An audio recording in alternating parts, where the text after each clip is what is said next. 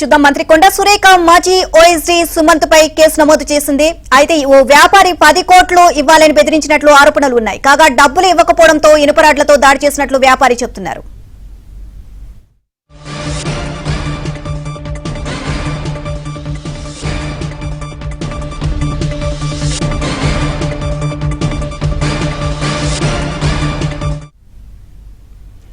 మంత్రి కొండా సురేఖ మాజీ ఓఎస్డీ సుమంత్ పై కేసు నమోదైంది.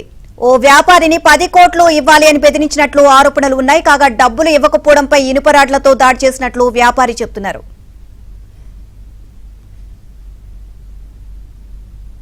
ఇదే అంశానికి సంబంధించి మరిన్ని అప్డేట్స్ క్రైమ్ కరెస్పాండెంట్ ప్రవీణ్ అడిగి తెలుసుకుందాం. ప్రవీణ్, మంత్రి కొండా సురేఖ మాజీ ఓఎస్డీ సుమంత్ పై కేసు నమోదైనట్లుగా తెలుస్తుంది. ఓవరాల్ గా అప్డేట్స్ ఏంటి?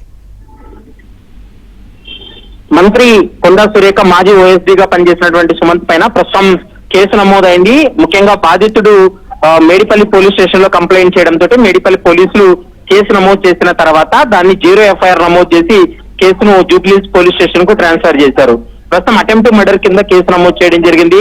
సుమంత్ అనేటువంటి వ్యక్తితో పాటు మరొక 5 పైన కేసు నమోదైంది. సుమంత్ తో పాటు వారి స్నేహితులు తనను విచక్షణ రహితంగా దాడి చేశారని, మరోవైపు ఈ బాధితుడు గొంగిడి హరికృష్ణ ఎవరైతే ఉన్నారో ఇతను ఒక రియల్ ఎస్టేట్ వ్యాపారి, తమ పేర్లు ఉపయోగించి వేరొకరి దగ్గర డబ్బులు వసూలు చేశాడనేటువంటి ఆరోపణలతోటి తీసుకొచ్చి విచక్షణ రహితంగా దాడులు చేసి రాడ్లతోటి కొట్టారంటూ కూడా తన కంప్లైంట్ చేయడం, మరోవైపు తనను చంపాలంటూ కూడా సుమంత్ అనేటువంటి వ్యక్తి వారి స్నేహితుల్ని తన పైన ఉసిగొల్పాడనేటువంటి అంశాన్ని కూడా తన కంప్లైంట్ లో రాయడంతో ప్రస్తుతం పోలీసులు బిఎన్ఎస్ 109 సెక్షన్ కింద కేసు నమోదు చేసి ఇన్వెస్టిగేషన్ కూడా కొనసాగిస్తున్నారు. మరోవైపు 10 కోట్ల రూపాయలు ఇవ్వాలంటూ కూడా డిమాండ్ చేశారు. ఆ డబ్బులు ఇవ్వకపోవడంతో ఇనుపరాడ్లతో దారుణంగా తన పైన విచక్షణారహితంగా దాడి చేశారనేటువంటి అంశాన్ని ఆ కంప్లైంట్ లో కూడా పేర్కోవడం జరిగింది.